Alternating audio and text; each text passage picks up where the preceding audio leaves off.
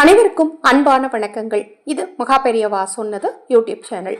5/1/2025 மார்கழி மாதத்தின் 21ஆம் நாள் ஞாயிற்றுக்கிழமை சஷ்டி திதி. இந்த வருடத்தின் முதல் சஷ்டி. இந்த சஷ்டியில் அங்காரகனுக்குரிய தானியமான துவரம்பருப்பில் இரவு 12 மணிக்குள் இதை மறைத்து வைங்க, உங்களுக்கு செல்வம் சேரும். ரொம்ப எளிமையான ஒரு சூட்சம பரிகாரத்தை இந்த பதிவில் பார்க்க இருக்கிறோம்.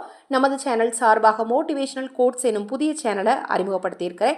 அந்த சேனலோட லிங்க் இந்த சேனலுக்கு கீழே, அதாவது இந்த ஆடியோக்கு டிஸ்கிரிப்ஷன் பாக்ஸில் கொடுக்குறேன். உங்களுக்கு நேரம் கிடைக்கும் போது, குறிப்பாக சொல்கிறேன், உங்களுக்கு நேரம் கிடைக்கும் போது அந்த சேனலை பாருங்கள். கண்டிப்பாக உங்கள் மனசுக்கு ரிலாக்ஸ்டாக இருக்கும். தன்னம்பிக்கை தரும் வரிகளை மட்டுமே அதில் பதிவு செய்கிறேன். இந்த நாளில் துவரம் பருப்பு அங்காரகனுக்குரியது. இந்த துவரம் பருப்பில் இந்த ஒரு பொருளை கையில் வச்சு மனதார முருகனை வேண்டிட்டு உங்களுக்கு என்ன தேவையோ அதை மனதார முருகனை நினைத்து பிரார்த்தனை செய்துட்டு இந்த பொருளை துவரம் பருப்பு டப்பால வைக்க போறீங்க. மிக எளிமையான ஒரு சூட்சம பரிகாரம் தான்.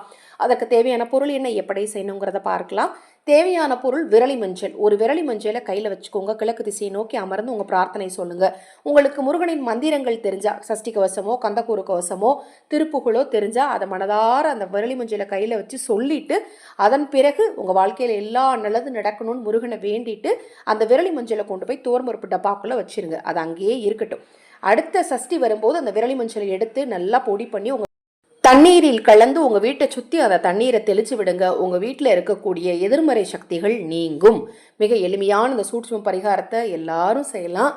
மாதவிளக்காக இருக்கிறவங்க மட்டும் செய்ய வேண்டாம், மற்றபடி அனைவருமே செய்யலாம். இப்போ நான் சொன்ன இந்த பதிவில் உங்களுக்கு ஏதேனும் சந்தேகம் இருந்தாலும், பூஜை பொருட்கள் உங்களுக்கு தேவைப்பட்டாலும் 9366922042 இந்த வாட்ஸ்அப் எண்ணுக்கு தொடர்பு கொண்டு கேளுங்க. தெளிவான விளக்கம் கொடுக்கிறேன். முருகனின் அருளாலும் மகா பெரியவாவின் அருளாலும் உங்களுக்கும் உங்கள் குடும்பத்தாருக்கும் நல்லதே நடக்கட்டும்.